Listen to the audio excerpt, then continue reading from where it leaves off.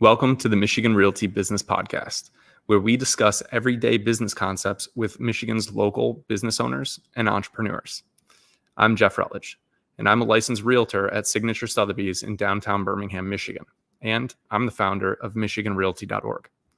Today, my guests are Rebecca Abel and Joe Buick, the owners of Divine Cookies. For me, cookies symbolize family, fun, and is a reminder to not take life so seriously. And while making cookies is a pastime for many families, the world of cookies as a business is far more serious. Today, Rebecca, Joe, and I explore the cookie business. Before we begin, I would like to emphasize that this conversation is separate from my practice as a realtor here in the state of Michigan. It is, however, part of my desire to uplift Michigan and business owners that make our community a place where we call home. Without any more delay, please let me introduce Divine Cookies. So, Rebecca and Joe, I have to ask, and this is a two-parter. Okay, obviously you're both going to have your own answers to this, but what's the best cookie? Well, that's a tough one because we've got different lines of cookies. But I would say the best cookie is our strawberry shortcake stuffed cookie. And Really? It's kind of like the good humor bar that everyone knows from childhood, made into a cookie form in a very gourmet way with fresh fruit fillings and crumble toppings. So, yeah, that would be my pick. Okay. Jeff, I have to go with the strawberry shortcake too. What? Wow. Yes, all right. It's a stuffed cookie. It's amazing. We're gonna get you some. We meant to have some to you today, but then the traditional cookies, both the chocolate chip, which I think still is our best seller, and the oatmeal raisin. You can't go wrong with those. The strawberry. I was not expecting that, and it's across the board. Wow. Yeah, that's our best selling stuffed cookie. We've had BuzzFeed write-ups on it. It's a gem. Well, so baking is maybe a personality thing. Some people enjoy it, some people don't.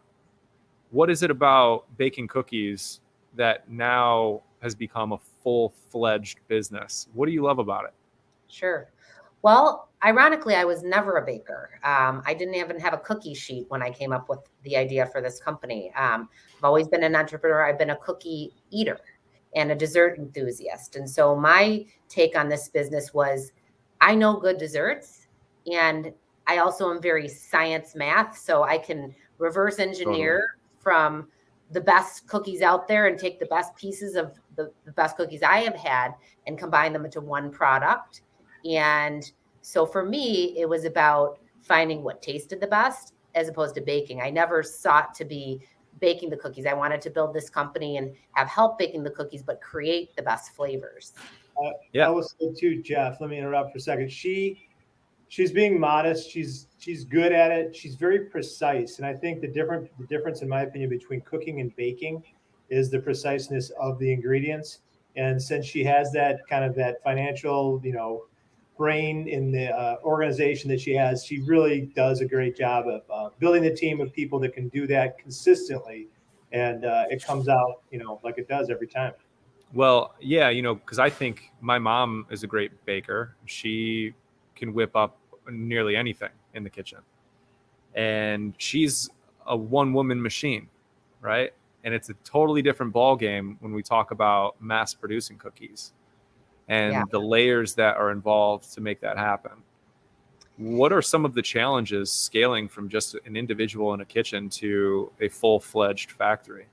Sure. Well, we did start in a church kitchen with measuring cups and measuring spoons. And I realized quickly that's not how you make things in a production bakery. So you switch to scales and then you switch to ingredient automation. So it's taking several steps to get from making cookies like you would typically make cookies to making cookies for thousands of people.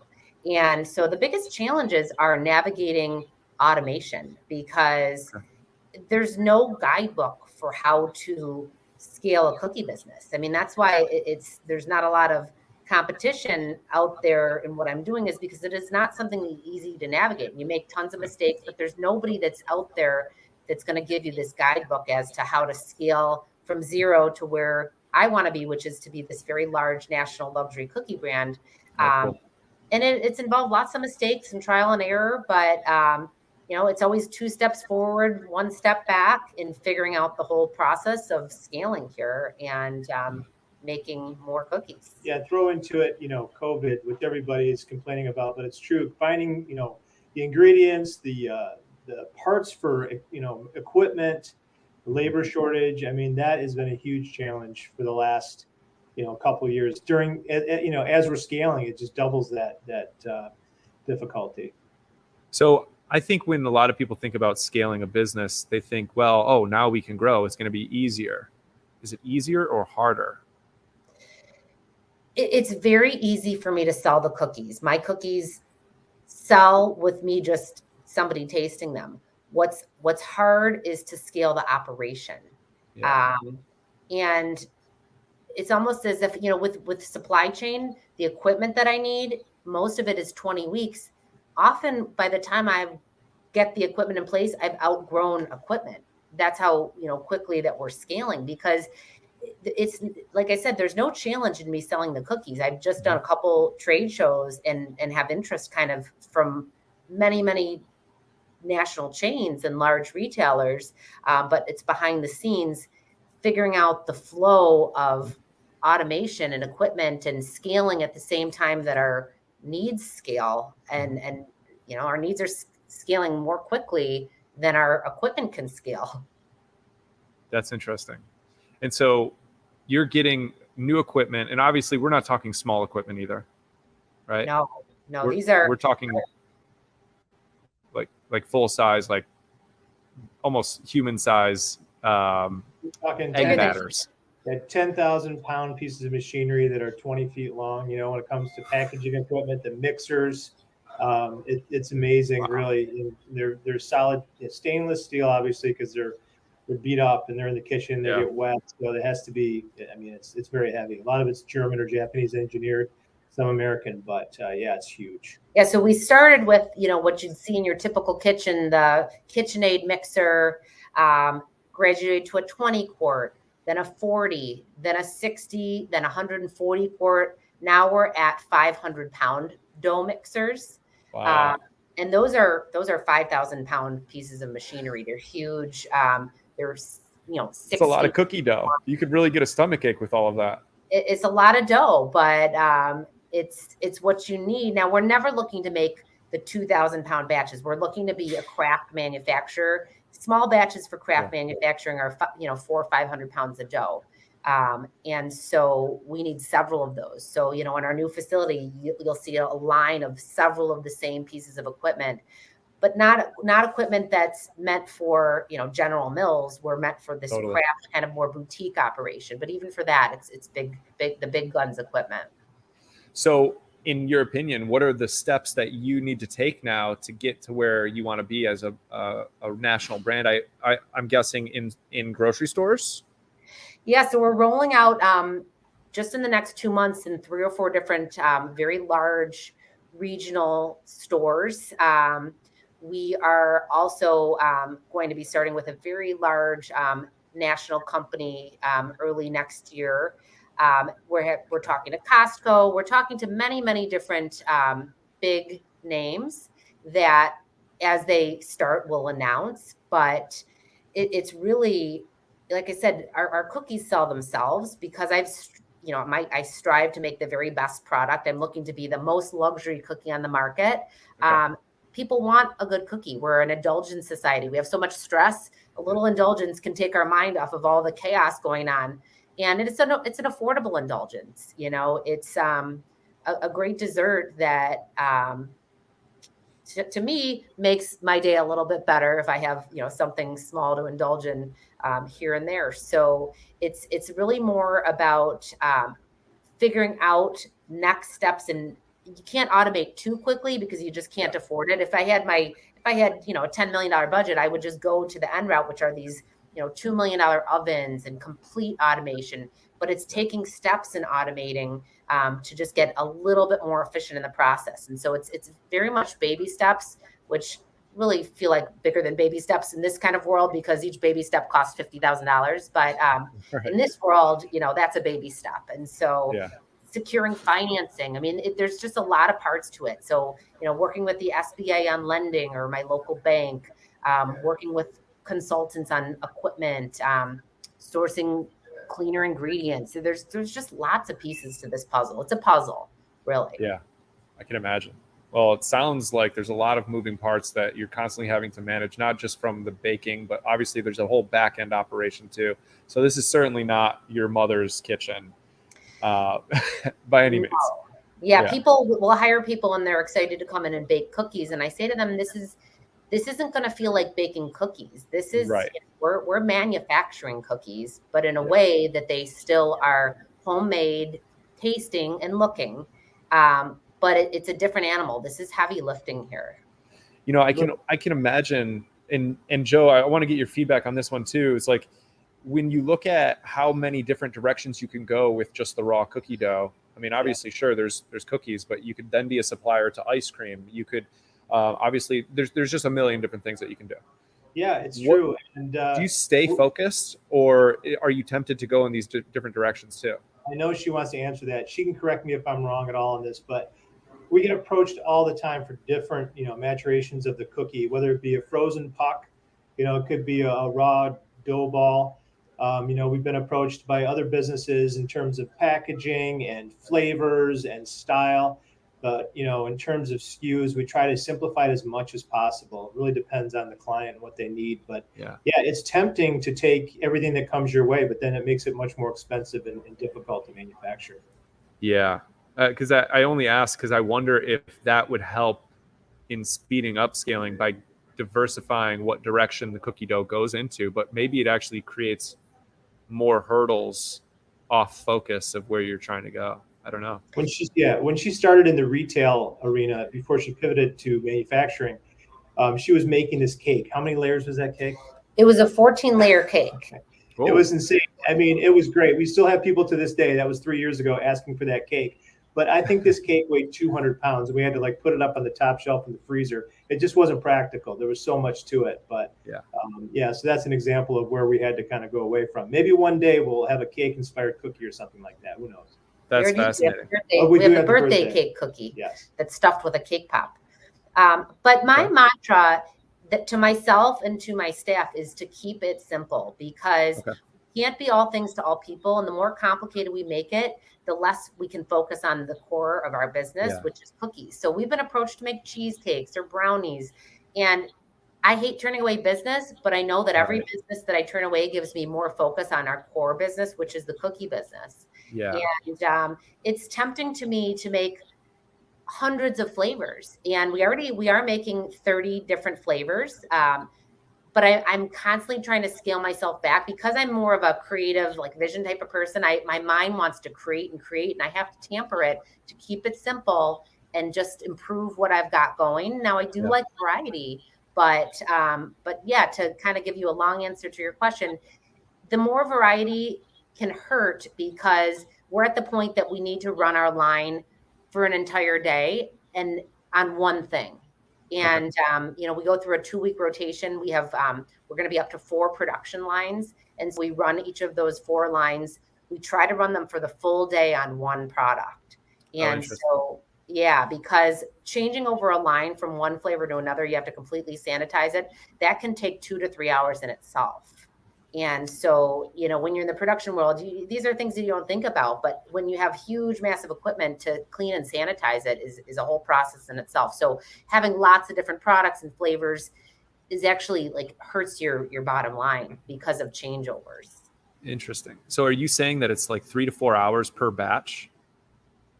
For prepping and cleaning for a batch. That's just the prepping and cleaning in terms of total person hours. Now, we have 6 people doing it, so we might get it done in 45 minutes. But, just to clean out this massive bowl alone, just to move it across the room can take 20 minutes, and you have to, take out screws and, to keep a clean, sanitary manufacturing facility, you have to very thoroughly clean very large pieces of equipment. So it's not fast. Oh, wow. So you have 4 lines, 3 to 4 hours just to clean everything, and that's per batch. So what's the limitation? Like the daily baking rate? How many cookies per day if you were on full throttle? Yeah, well, in this new facility, when we are full throttle, which we have the ability to bring 6 lines of production in here, our goal is to make 30 million cookies in this new facility. We won't be there immediately, but that's what we'll be able to ramp up to in the next year. And that's kind of the docket of business we have kind of behind the scenes with all these deals in the works. We've got some 1,100 chain stores that we're working on product for. So it's hard for me to wrap my head around 30 million cookies. We made maybe 4 million cookies last year in our current facility, and that just seemed impossible at times. I mean, it was just cookies for days, and to think about going from 4 or 5 million to 30 million is hard to fathom. But we're also going from what was in our last facility about a 2,000 square foot kitchen to a 12,000 square foot kitchen in our new facility. That's just the kitchen space alone. So being able to spread out more and having more lines, and the nice thing about our new facility is there's a direct flow, that things flow in the right way and you're not turning corners with product. And it's just about efficiency, and with proper efficiencies and flow, 30 million is very workable. And that, I've got cookie companies that are my mentors that are making 1 million cookies a day. So, that's where I hope to be in 10 years, but it's going to be 10 years. That's incredible. Now you have 30 million cookies being pumped out, maybe more. Okay.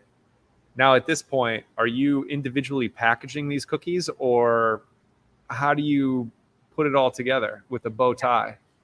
Well, we're producing cookies in different ways. We're private labeling some cookies that we individually wrapped. Okay. And then in addition, we are doing cookies we have a large co-packing client that we put cookies that are baked. And it's a bake and thaw product. So we'll box them up in plastic wrap and whatnot. And it's cookies that are going out the door in different ways. We're starting in frozen dough as well. So it's various methods of packing, but we have packaging lines. We have 4 different 20-foot packaging lines. The cookies go on a conveyor and it wraps them in their film in a neat little package. And then we have handlers, putting cookies in boxes. And, so there's that operation, the dough puck operation. And then, she started out hand packaging everything and actually hand scooping all the cookies, all hand scooped, but that changed a couple years ago. Yeah. I'm sure you grew some calluses on your fingertips. In a very unusual way. Hand scooping cookies in the millions would take a crew of 50 to just make, you just can't do it. I'm sure you just sit back sometimes to see from the starting point where you've got the flour, and then how just throughout this entire process, you see it come together, and then there's a cookie that gets dropped into a package. That's got to be pretty mind-blowing. It's gratifying that we've been able to automate what we have, but it is mind-blowing to see the amount of cookies that are coming out of our kitchen. Now, we don't produce the cookies really. I try to work on my business, but the last couple nights with this move, a lot of our staff has left because they're not moving to a newer location. So we were in the cookie kitchen till 11 o'clock actually making the cookies last night and all weekend. And so it gives us a new appreciation for what our staff deals with. It's heavy labor, but with the beauty of automation, it makes our lives a lot easier. Now we're trying to automate. Instead of doing 1 cookie at a time, we're getting into 4 cookies at a time. And so it just helps me think, okay, this isn't efficient. We need to figure out a solution for this. But seeing the whole process from flour coming out our door to a tasty cookie going out the door is mind-blowing, and it is very gratifying and delicious, and that we eat a lot of the cookies. So I don't know if there's a real answer to this next question, but I'll ask it anyway, because I think it'll tell us something about both of you. Okay. What is it about a cookie that has that cultural significance that we all seem to enjoy just sitting down, turn on a movie, we've got a plate of cookies, or even, the holidays, right? You leave out a plate of cookies in some traditions. And so, for me, it's always been something that I've enjoyed, because I would come home after a long day of school and my mom would have fresh baked, really hot chocolate chip cookies ready to go. And so there was always like this feeling of home when I would enjoy a cookie. What is it in your opinion that has that cultural resignation with cookies? So I want to answer first. And my thing is, I think a lot of families have a family cookie recipe that's like the favorite, right? Yeah. And I remember my grandmother, her family came from the Netherlands or whatever, and it was this orange chocolate chip cookie. And my mom still makes it, my sister makes it, I've made it. So I think cookie resonates with people, and actually they're pretty easy to make, right? I mean, if you've got the recipe and the ingredients, it's not like sometimes a cake or a pie or something like that, and they travel well. I mean, I think the cookies are, and they're hot right now, right? Everybody's kind of talking about cookies. That's at least, I'm biased, but I hear a lot of buzz about cookies. So cookies are a classic. They have been a popular dessert for, I'm 44. So as long as I've been alive, a cookie Totally has been a staple dessert in my life and around me. Really the classic chocolate chip, but now we're seeing trends in new flavor innovations.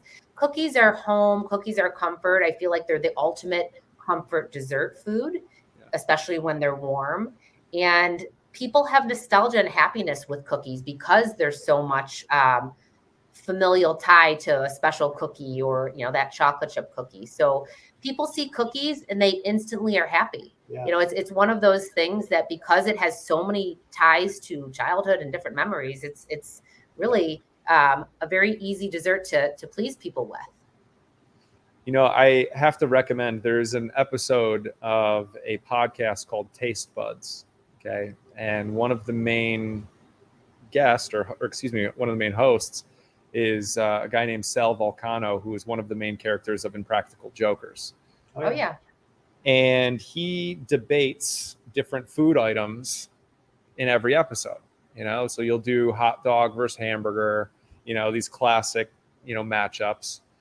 And recently they did a 3-way competition between Sal, his other host, and a guest that they had on who's also a comedian. And they did a 3-way of cake, ice cream, and cookies. And at the end of the day, ice cream won out, which was a shocker to me because I was picking cookies at the beginning of the episode. But it's funny to watch these guys because they go and they debate so heavily. And they will purposefully take low blow jabs at one another because of, how dare you defend ice cream right now? Obviously, the cookie is the better dessert here. You're a fool for thinking otherwise. Love to check that one out. Yeah, I want to send you the link to this because I think you would find it to be pretty humorous. Yeah. And they've got their own peanut butter and their own ice cream named after the show. I'm just going to plug them for you, but I think you guys should, hook up with that podcast and do a little sponsorship deal. That would be awesome. We watched that program actually. Yeah, those guys are hysterical. So anyway, I thought I'd go on a little tangent there, but so what is the basis of a cookie? Like, there's got to be some core fundamental ingredients that make up a cookie. You can't just throw flour and water together and say, hey, this is a new cookie. It's called a biscuit. Yeah. What is that? What is that core ingredient? Yeah. Well, it's different for different kind of cookies, but we focus on the best core ingredients on the market. So we use all butter and, grade A eggs and butter, a gourmet type of flour mix. But the most important part of a cookie to me is what's inside of the cookie, whether it's chocolate chips or some type of fruit and nut. And so that's where really what sets our cookies apart is we try to put up to 30% of that special ingredient inside of our cookies. Because to me, when I'm eating a cookie, I don't want mostly dough. I want every bite to have a mouthful of some kind of extra texture. So that's where I focus is when I made these cookies, I tried a good 15 different types of chocolates from Nestle Toll House to they'll run a Guittard. I landed with Guittard. Most of our cookies use a chocolate out of California, which is called Guittard, and it's very premium. The chocolate chips in our chocolate chip cookie are almost the size of a Hershey's Kiss. I'm all about different flavors and textures, so I use a milk, a dark, and a semi-sweet chocolate in my chocolate chip cookie, and then sprinkle sea salt on top because I want complexity of flavor and texture. And when you have a small chip and a big chip, they solidify differently after you bake. That really is what I believe sets us apart. But yeah, I think the key to a good cookie is to make it flavor unique. We have 7 different dough profiles. So a lot of companies will have like a core dough and they'll just add some flavors. We don't believe in that. We have a different sugar dough. We have a butterscotch dough. We have a sweet cream dough, a chocolate, a peanut butter, an oatmeal, and they're all different dough bases that start with fundamental differences, whether they're oats or different extracts. And, then we also use very gourmet extracts. We're not using imitation vanilla. We're using the real vanilla when we're using vanilla. Oh, wow. Interesting. Yeah, that's kind of interesting to me because in some sense you could experiment and change the dough, you could change the additives on top of that. And so I'm sure you've been experimenting since the beginning to just try to perfect everything. And so along the way, you've probably ran into some big no-nos, what not to do when making cookies. Absolutely. So what don't you do? Well, you don't use poor quality ingredients. The taste comes through in the quality. And so, scrimping on using like a shortening or a less expensive chocolate, it all adds up. It's the sum of its parts here in a cookie. And, and it's science. Baking is science. So even little tweaks like putting too much flour into something, or, what's challenging on baking is humidity and temperature of baking. You have to vary it based on the weather.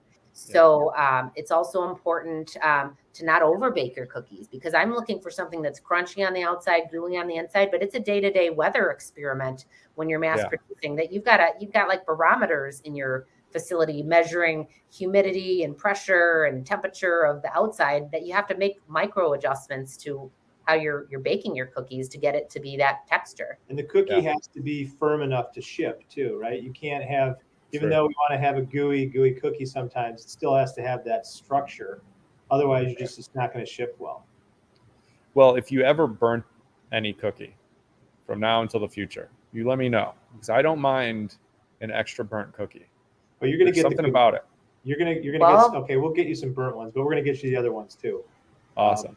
I promise you by this time next week, you'll have them at your address. Oh, well, yeah, I would appreciate it. That would be fantastic. Thank you for the offer.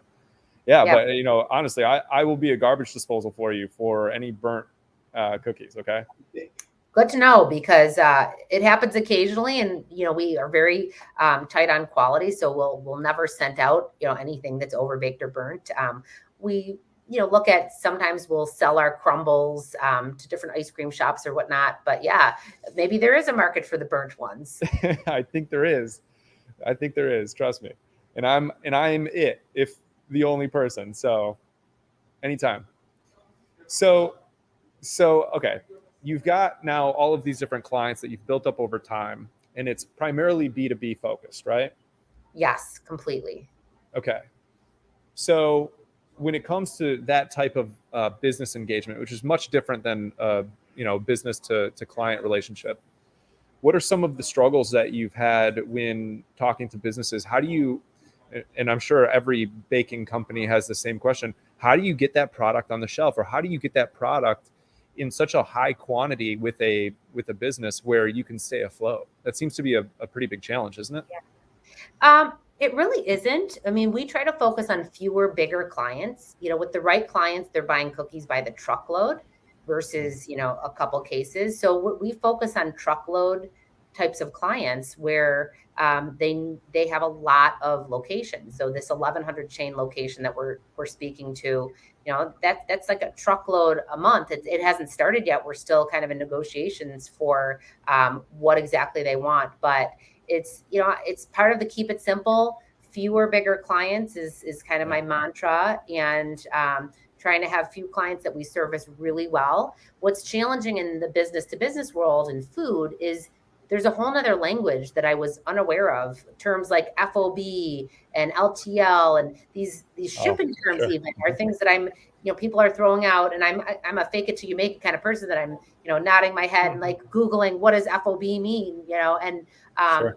just a different culture in the distributor and food broker world that are things that I just never even knew that existed. So fortunately, what I'm really focused on right now is building my contacts within other food manufacturers to try to get some help with understanding the food culture, because now that I'm in the big distributor world with the national distributors, there's little parts of that culture that you need somebody to hold your hand and help that you understand that, like, okay, this particular distributor wants you to offer samples. Otherwise, they're not going to be happy, but just things that you wouldn't know intuitively. That to me, it's about finding peers and mentors that are other food manufacturers to help me understand. Yeah. And I wonder how much pressure you will feel eventually as you scale up to get into the logistics game. Well, we're already in there. It's getting freight quotes. We're finding some great companies to work with that will handle our logistics in terms of taking it from our warehouse. And so, but that took a while to get the right contacts, to go through several kind of interviews to get freight quotes and find out how these different freight companies work. But that's another part of freight is so expensive right now. And so it's very difficult to do 2 or 3 pallets. 2 or 3 pallets might cost $1,000, where a full truck might cost $2,500. And a full truck is 26 pallets. So you've got to focus on the big clients that want truckloads of your cookies. Otherwise, the freight ends up adding a quarter or more to each cookie that you've got in just shipping costs. That's interesting. How do you avoid cookies going bad in that shipping process? Obviously, you just mentioned that there's a certain texture and quality in the baking process itself. Yeah. But are there ingredients that are added to a cookie on a commercial level that obviously probably safe for human, ingestion, but are primarily added for the purpose of preservation? Is that something that you do? We don't use any artificial preservatives. There are some natural preservatives because we're trying to be as clean label as possible and making a continued push, especially as we scale to find clean label products. But we're not using the typical preservatives that I want to avoid. It's about properly sealing the cookies and the properties of the film that we put them in, and distribution right after being produced. So these cookies aren't sitting anywhere for very long. They're produced, and then we're coordinating them to be right out the door and at the customer immediately. But a lot of it has to do with airtight packaging and the properties of the film. We did a lot of trial and error with different films. And is there a pressure from other cookie manufacturers to use more artificial preservatives to, I don't know if there is a way to be more marketable by staying on the shelf longer? I don't know if that's a thing, but we're not a shelf. We're not in the center section of the grocery where you'll find your packaged cookies. We're meant for the outer section where you have your fresh baked products. It's not something we have to strive to have a 6-month shelf life on. We're something that's meant to be eaten within a few days. And so because of that, we're not competing with the Oreo cookie that's full of preservatives because it's going to sit there for a year. Interesting. So that's a unique niche, in that sense, because the shelf space is pretty cluttered. And so you figured, hey, let's do what other people aren't doing, add in a lot more quality, emphasize freshness, and then therefore you can be on the end cap or in the impulse section of the store where people are walking past it all the time. They're seeing it as soon as they get in and as soon as they leave, and they want to pick it. Or, like Joe was mentioning that on Delta flights, right?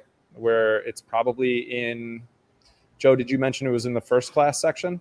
I think international and first class out of Detroit right now. That's a big client.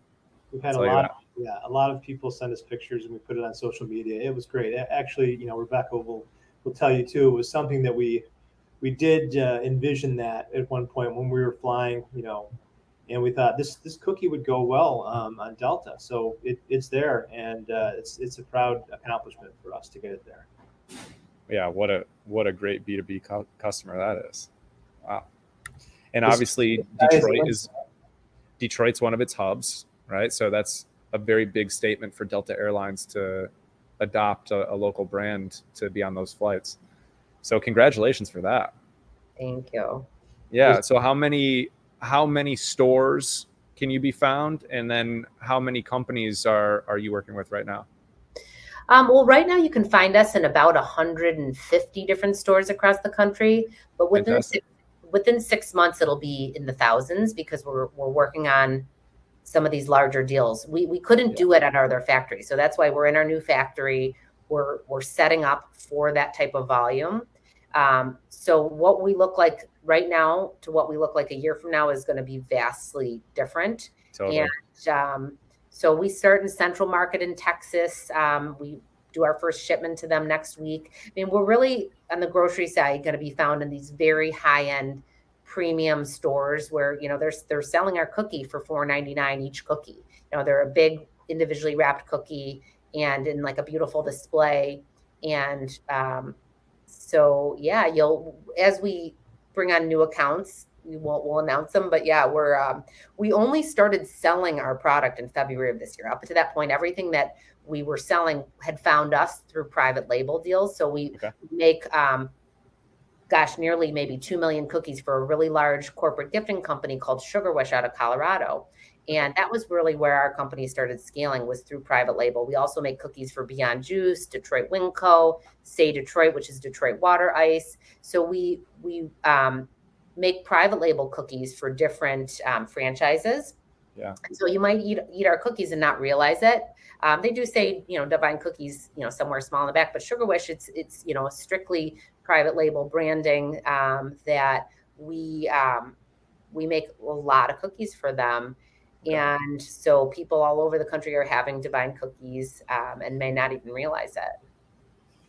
Yeah, I probably have. And I don't even know. And one thing that you mentioned, though, is that, you gave a few examples there, but I started thinking, maybe, you know, cookies is kind of a good idea for the real estate industry, too. Maybe I need some cookies for my business now. So, I mean, what a way to put a smile on somebody's face. Yeah, well, cookies are a great gift, and cookies make people happy. Sugar Wish is a really cool gifting company because you send a Sugar Wish and the receiver selects their flavors. So they have a genius model. You get a Sugar Wish and you can go in and pick candy, popcorn, cookies. But if you go into the cookie shop, you get, 6 or 14 or whatever, and you pick your individual ones. And then they have these beautiful gift boxes, and they're business to business, but they're also retail. You know, we're not looking to be retail. So we love providing cookies to Sugar Wish because they do an amazing job with their business of, direct to consumers. We have our online company as well, but that's just a very small part of our business. We don't do really any social media or marketing on the retail side. That's interesting. Wow. So we're kind of at the beginning. I mean, it's not really the beginning because you're already a pretty impressive business as it is, but we're at the beginning of an explosion of cookies. We are. We're positioning ourselves to be ready for that physically, mentally. It's the hardest thing I've ever done. And I still manage my other business. I'm still a financial planner, money manager. So to me, it's about having the right teams. So I focus on finding talented people that I can delegate what I need to delegate so that I can work on the business. And I work on both businesses, but I stick in the financial arena because financials are what I know. I create and do all the R&D for all the flavors. And then I focus on the financials of this business and my other business, and then find good people to run the rest of these companies and manage those people.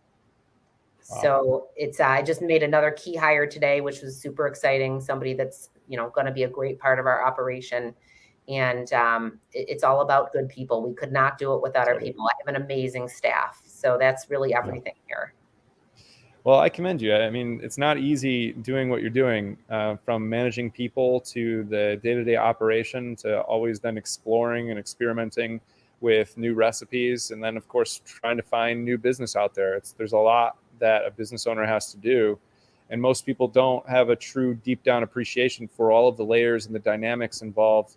And it's, you said it's the hardest thing that you've ever done. And I think for a lot of people that are business owners, it is one of the hardest things that they will ever do. And so I have a lot of respect and appreciation for what you do day in, day out. And I know that the people listening also have that same appreciation for you as well. And I think that the best way to wrap up this great conversation we've had here today is to ask you a big loaded question, actually in relation to being an entrepreneur, being a business owner. What is the one thing that you would advise somebody getting into your industry today to do that they should do right away getting started?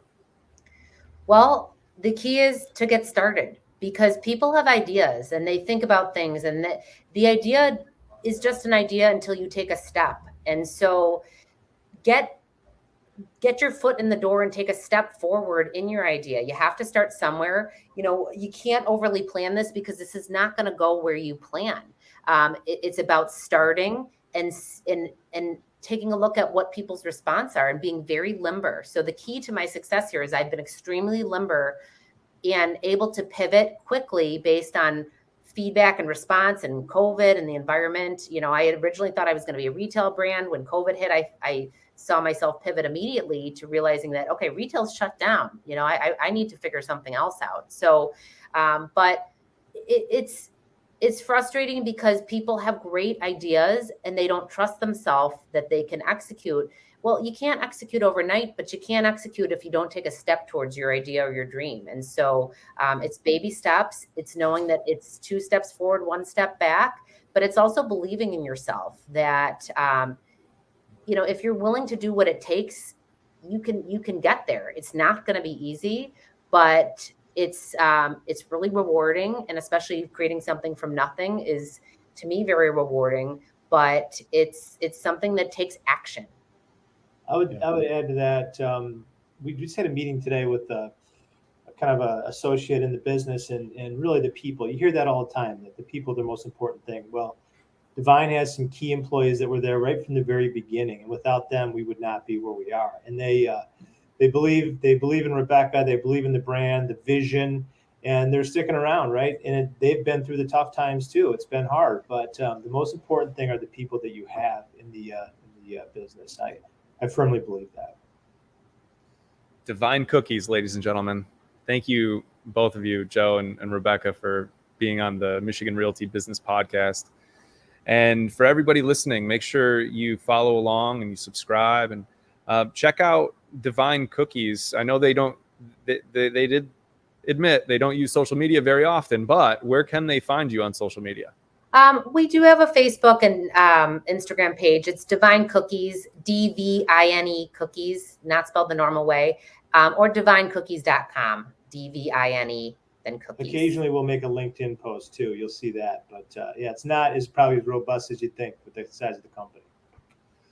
Well, thank you again for being on the show. And I hope that you come back on sometime soon, because I know that you're going to experience a lot of growth over the next few months here. And the follow-up story from now until then, I'm sure is going to be a whole journey to discuss.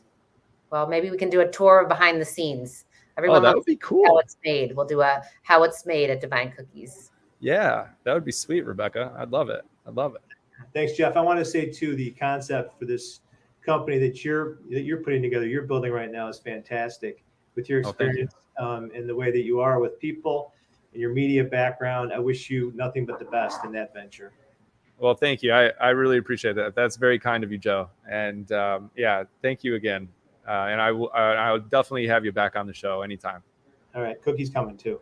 All right, awesome. We'll do. Take it easy, guys. Bye.